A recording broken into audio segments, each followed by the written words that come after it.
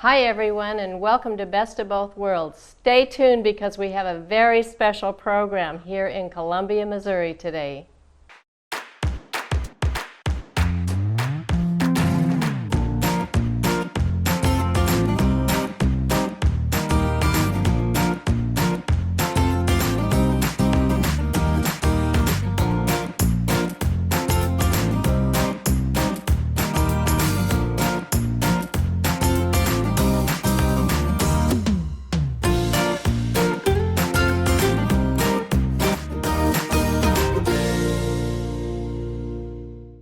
I am so excited to be here in Columbia, Missouri. I have had a tour of the Statler Stitcher facility, and wow, it is absolutely amazing.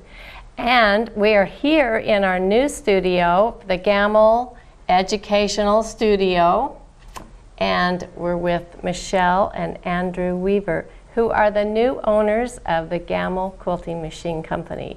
So today we thought it'd be really fun to get to know our new owners and kind of see what their backgrounds are and maybe catch a vision of what they think about the Gammill Company and the direction that it's going to be going. So welcome, Michelle and Andrew. Thanks, Linda. Thanks, Linda. You're welcome. So let's start out with a little bit about yourselves, because we don't know, many of us, about your backgrounds. Can we kind of get that? Who wants to Sounds be first? good. Oh, Andrew always wants to be first. Oh, okay. Oh gosh, well, You're from where? I grew up in Washington State, little town called Wenatchee, and it's the apple capital of the world. Orchards everywhere. Real beautiful place to grow up. And you also told me about the power there. I did. Well, it actually has the lowest cost electricity in the United States, which is wonderful because we get all 4 seasons there, and in the summertime when it's well over 100 degrees, you can run the air conditioning and stay nice and cold, and it doesn't cost a fortune. That's awesome. That's awesome. So I'm adjusting to the Missouri weather where it's warmer and humid. Okay. So. And Michelle? Well, I grew up in a little town called Dryden, which is about 15 miles outside of Wenatchee, Washington.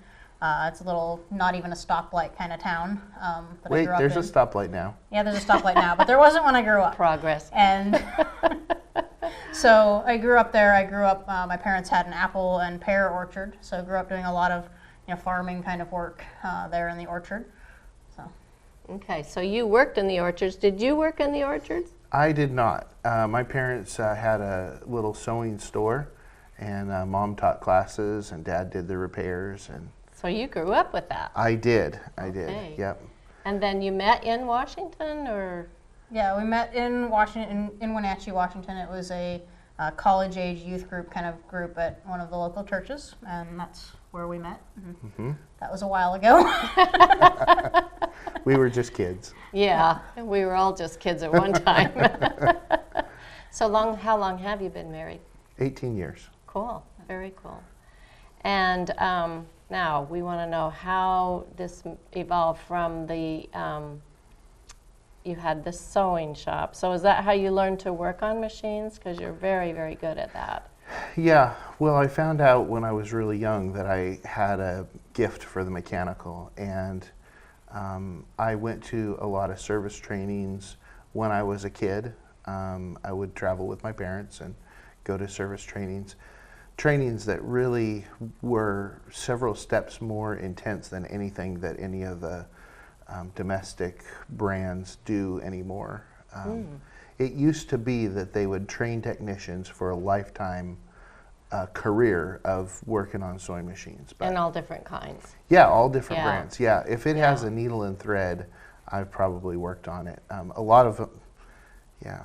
It doesn't necessarily have to have a bobbin, but if it has a needle and thread, Really? I've probably worked. Treadle machines, hand crank machines, portable machines, bag closers for like industrial factories, all kinds of domestic and home sewing machines. I love the variety. I mean, you can You can be working on machines for 10 years straight and see thousands of machines, and then you'll see a new one you haven't seen before.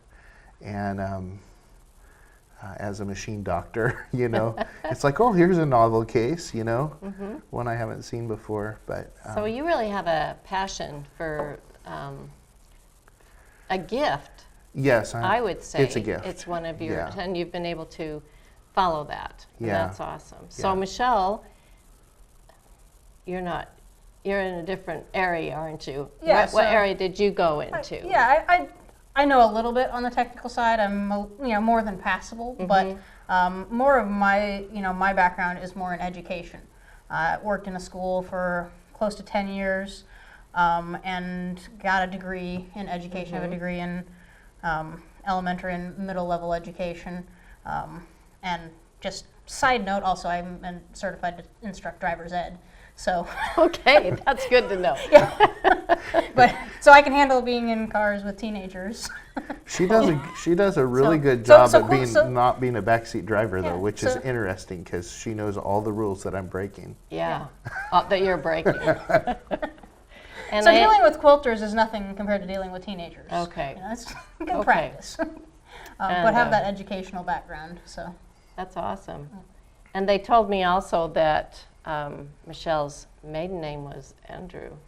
right? Andrews. Yeah. Andrews. So my maiden name So was you've always Andrews. been Andrew's girl, right? Apparently. yeah. Apparently. So how did you get started in the quilting industry? Who wants to start there? Well, I don't know how far back I want to go. I remember Probably back to the- when I saw my first When you Gammill. saw the first Gammill. Yeah. Oh my, yeah. I wow. know how I felt. Yeah. How did Whoa. you feel? Like lightning had struck me. In fact, Mr. Gammill was there at the state fair in Texas and asked me if I wanted to try it because I must have had this unbelievable look on my face. And I said, no, just bring it to my house and I'll figure it out. But I just couldn't believe. I was so excited about the possibilities of what I could do. So I know as a consumer how that felt. So you were going in to fix one? Well, yeah. So I got a call from a lady that I had worked on her machines in the past, and she Her sewing machine. yeah, regular her sewing regular machine. sewing machines, because that's the kind of work that I did. And she called me up and she says, "Hey Andrew, I've got my quilting machine that needs to be fixed, and I've got quilts backed up and I need it done right away." And I said, "Oh, that's fine, Kathy. I'll put it in, at the front of the line. Just bring it in right away and I'll take care of it." And she said, "No, it's too big. I need you to come out and work on it." And I said, "Well, have your husband put it in the car." I had never seen a long arm quilting machine, much less an Optimum. So anyway, she convinced me to come, which was a 45-minute drive, and I had to pack up my tools for my workbench and throw them in something so I could go out to her place. So I got up there, and here was this beast. And there's the enormous table and the light bar over the top, and it was out of adjustment. I don't remember what she'd knocked out of adjustment, but I looked at it, briefly. I saw on this Gammill that somebody had designed and engineered a mechanism that let you use a rotary hook, which will go much faster than 1,000 stitches a minute. I was like, wow. I mean, Pretty impressed. yes. We are really interested to know how you became a Gammill dealer and how you got involved with the Gammill company to the point where you actually have bought the company. Well, so it started out, Andrew's been in the sewing machine industry for most of his life, but in 2010, he and I started our own business, started our own store selling domestic sewing machines and vacuum cleaners. And we ran that business for a couple of years very successfully. And we'd gone to one of the trainings for one of our domestic sewing machine companies. And at their big annual training event, they had like a vendor booth area, and Gammill happened to have had a vendor booth at that training. So we stopped by and we talked to some of the Gammill people in the booth, and there was already a dealer for the area that we were in. So we had a little bit of conversation. We kind of talked back and forth over the next couple of years. in 2012, there was, a change there. The dealer that had been the dealer was, no longer the dealer. So since we've been in contact for the last couple of years, they contacted us, and we started that I was relationship. pretty surprised to get that phone call because every time before then, she would remind me, and I would call, and I would, the people at Gammill were so nice every time I would call, even though they had a dealer already. But it was really a shock to get a call, and I answered the phone, and hi, this is Dave from Gammill. Wonder if you have time next week that I could come by and we could talk. That was pretty out of the blue. Well, That's cool. We'd we'd stayed on Gammill over those couple of years because we were very interested because, going back to that first Gammill machine that Andrew ever saw, as a was very technician, he impressed. knew that if he was going to sell long arm machines, Gammill was the only ones he was interested in selling. We did end up selling a couple of the private labeled ones from our domestic companies because when you have domestic machines, they expect you to sell Right. those. But when we went to actually pick up a real long arm, professional long arm quilting brand, Gammill was the only one we were really interested in. So we had hounded them for a couple of years until there was. Well, I don't think hounding is. I wouldn't say we yeah. but it felt like it though because it was always me calling them and them saying no.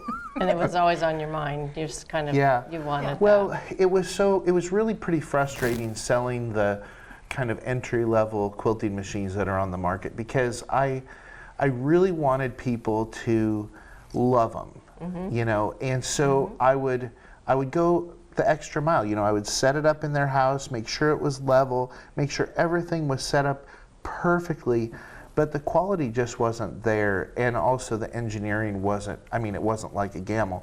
So as much as I tried to train and help people be successful with the machines, after a couple years it was clear that they were never going to be happy with these machines. They were always going to be walking into the store with a quilt with tear stains on it, saying, I don't know why halfway through the quilt I started, this. and I have to rip this out now.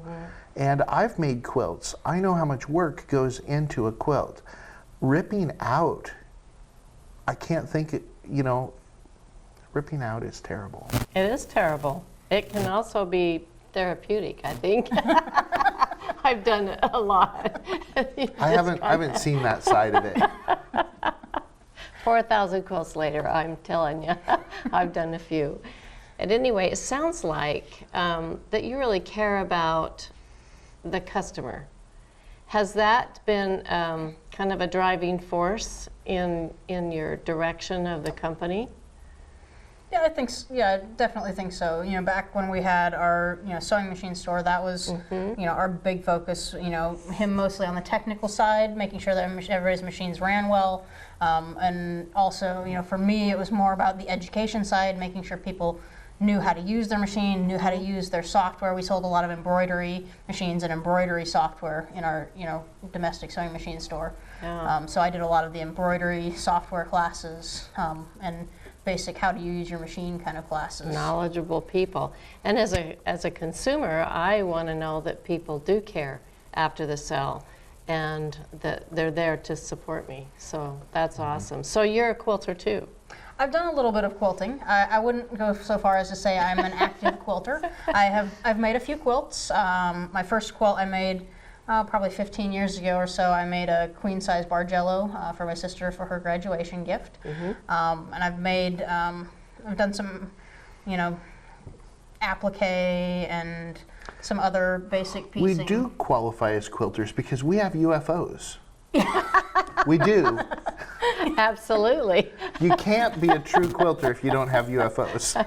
Yeah. So- I'm a true quilter, I can tell you that for sure. And that was a good insight into really what happens with these quilters. Do you have any funny stories about delivering machines? Anything special that's happened or? Oh, I bet I have a few. Can't think of anywhere right at the moment though. Nope, complete blank. Complete Nope. blank. We'll Yep. come back to that. I've done more deliveries than I can count. When I started tracking service calls and deliveries on a spreadsheet, which was after I'd been doing them for years. I got up to 900 and some odd in just a couple of years. Oh. So average of 3 people's house a day. Yeah, So, that's a lot. You're running. yeah. You are really running. It's- Have you seen this change the lives of people? Oh yes, wow. I mean, you know, and I think that's one of the things that has really kept me going and kept me engaged in loving what I do. I've had so many people tell me their story, and it's different. I mean, when people walk by at a show or they call you on the phone to order a check spring for their machine or whatever, you don't have those conversations. But when you're out in somebody's house for 2 days because you're going to deliver it and do some basic training, or you're there for a service call and you're a 4-hour drive from home and it's already 11 o'clock at night, but they called in and you were close, so you detour. And so, you know, being there in people's home, and sometimes I'll ask them, you know, how did you get started with this machine, or you know, which dealer was it who delivered it, and they'll tell me about their training and whatever. But I've had a lot of people who tell me their deeply personal stories about how you could say it's how the machine changed their life, but really it's both of them. It's themselves having made a decision, and then the machine being the integral part that makes it possible. Because you can decide to be a award-winning quilter all you want, but without the right machine, it's not going to happen. And without the training and the support that you need to get there, there's, you know, nobody reaches the pinnacles of success without other people lifting them up there. And you just can't do it yourself. So, Michelle, what is your favorite part about working with quilters? I think my favorite part about working with quilters is the fact that quilters are the best people on the planet. One of the things that I've found in working with quilters is just quilting in and of itself. Pretty much every quilt that's made, not every single one, but the vast majority of quilts that are made, they're made to be given away. They're a gift of some sort. They're a gift for a wedding, for a baby shower. They're given to people in hospitals for palliative care. They're given, you know, to wounded veterans, and, you know, quilts of valor and programs like that. And people whose house has burned down, and you Oh, know, yeah. it just goes on and on. Yeah, so quilting itself is all about giving. That's really what quilting is about. And the kind of people that attracts, those people are, you know, the best people to work with. And that's really what I love about working with quilters. That's awesome. And memories passed down, you know, from generations. So I like the infuse of all of the new quilters, younger quilters, because most of the quilters are in their 60s or older. Sorry to say. They're my age. They are, but the other thing that we find is, like, if, you know, sometimes we've heard in the sewing industry that people in the industry will get really scared that there aren't any young quilters. And it's true that there aren't very many young quilters, but it's not that the quilters are just all getting old and disappearing or whatever. It's that quilting tends to be something that people take on at a time in their lives when they have a little bit more time. You know, there's a few people that do it when they have young children, but not very many. So it's usually a near retirement or retirement kind of industry. And so when we hear other people in the sewing industry kind of worried about, you know, where are all the young quilters, you know, I always think it's kind of like, you know, the golf cart companies freaking out because the 30-year-olds aren't buying golf carts. That's not really true. They will buy them eventually. You just have to wait for them to grow up a little. Just have to wait for them. So yes, you know, quilters tend to be on, you know, towards the older end of the spectrum, but it's kind of a moving scale, and we're seeing new quilters coming in all the time as people reach that, you know, kids leave, you know, looking towards retirement kind of age in life. And I was 43 when I started, so Yeah. I was kind of a young quilter. But I also think with the innovative computerized machines that there's a lot of attraction there. That does attract the younger crowd quite a bit more. So you were dealers in Washington State, and whatever area you had there. And then you became a managing part of the Gammill company. So kind of tell us that transition up to actually buying the company. So it was in 2014. Gammill went through some management changes, and the owners at the time, Fulham and Co., Tim Fulham had kind of called around to a number of the dealers and asked us, what we thought the company could do, because he'd taken on the role of general manager in the interim there while they looked for some new management. And he called around to all the dealers and were asking them, questions about what the company could do to help them out more. And he and I started talking and kind of talking more frequently, and kind of one thing led to another, and he asked me to come out and manage the company, which after a bit of back and forth, I finally agreed to. Yeah. Missouri, Washington, there's Yeah. kind of a... I was liking my life the way it was, but so I had to get used to the idea of a new one. And But- Andrew was still back in Washington doing our dealership. But it So- was baby steps, right? I mean, Yeah. at first it was just a little bit of time on the phone, fine, and then it was, well, could you come out for a couple of days just for this one thing, Yeah. and it's hard to say no when somebody needs your help and you have the ability to help. So Yeah. So, so I came out, and after a while, ended up being, the full-time, manager of the company. And in that process, just, with Fulham & Co., they're a private equity company. And the way they do things is they get investors' money, and they have about 10 years, and then they're supposed to sell the companies that they bought. So they were at the point of needing, to sell Gammill to get their investors' money back out, because that's just the way their type of business runs. So they were looking for a buyer for the company, and they very much wanted to make sure that whoever they sold the company to would take care of the employees, that the facility would stay where it is, so the employees could all keep their jobs, and that the new buyer would continue this, the dealer network, so the dealers would continue, and then continue the long run, the end user customer support, and that was something they're very concerned about. They had a few options of places to sell it, but that was their primary deciding factor, and who to sell it to was who would take care of the employees, the dealers, and the customers. And so we came to an arrangement with them that worked for us and worked for them, and hopefully works out well for everyone else involved too. Looks like it's a perfect fit for both of you, because you both have your areas of expertise. And so we're really looking forward to a wonderful future with Gammill. What is your vision in the next 5 years for Gammill? Well, I think largely Gammill's made the best machines on the market.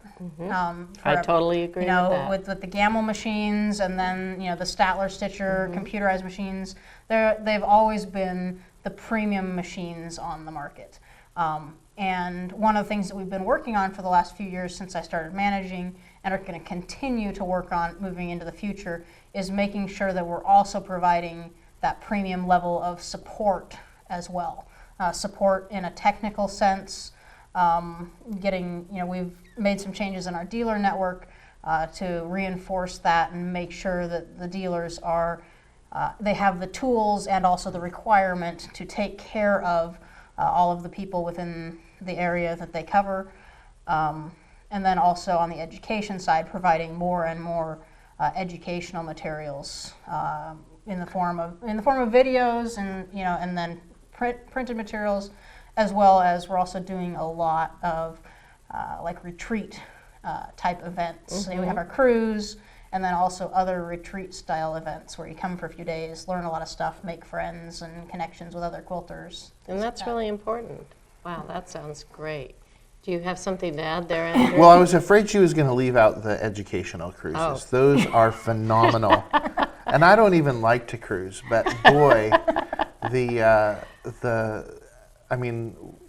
second one's coming up, and I'm booked on that one. And the first one that I went on was not my first cruise, and I just loved it. I mean, the world's best teachers are all right there, and you're in this intimate setting where you really get to spend time with this group. And yeah, no, but the whole educational aspect and wrapping people in support. And you know, in years past, I know a lot of people would, you know, maybe they lived in an area where it was hard to get a mechanic out to the house, and they would say that to somebody else, and that lady lived in another area, and she would be like, well, I don't know, that's strange. You know, if I call the guy comes right out, and I don't know why you're not, you know, because it was a little bit more spotty, I guess, or more variable.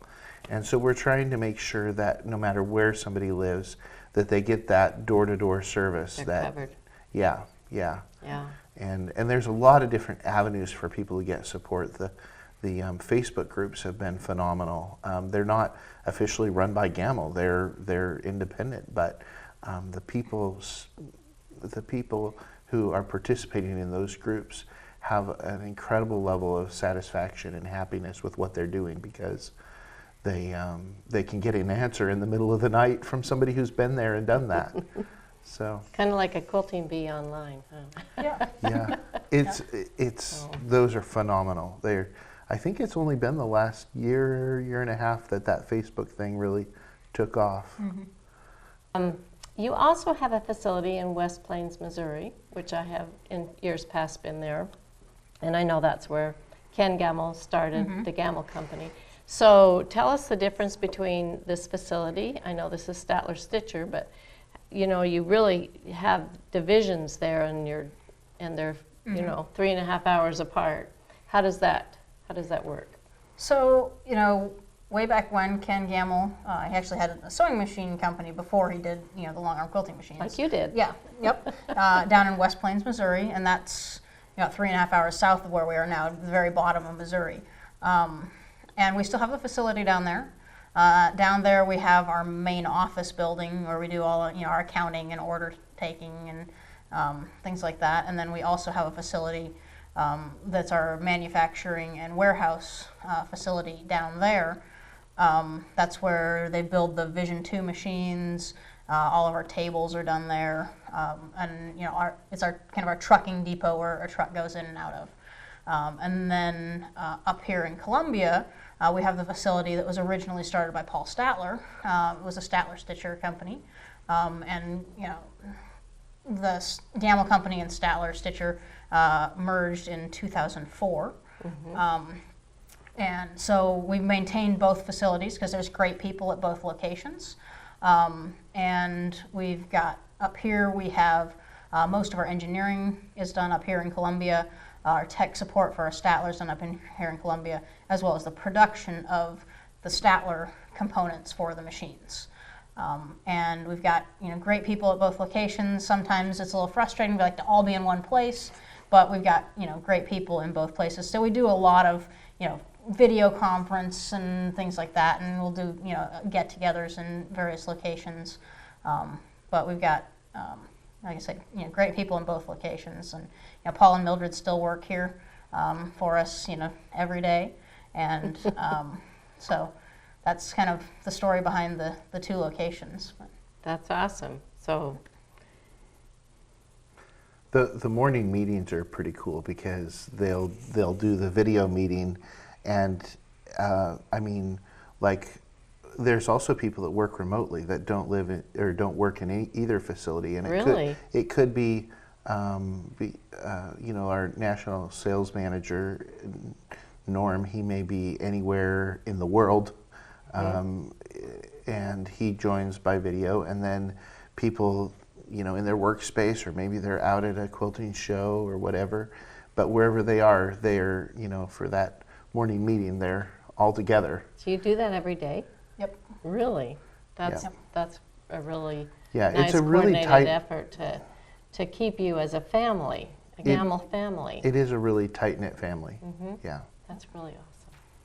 Thanks for joining us today. It was such a pleasure to meet Andrew and Michelle Weaver, and I hope you enjoyed that as much as I have. See you next time.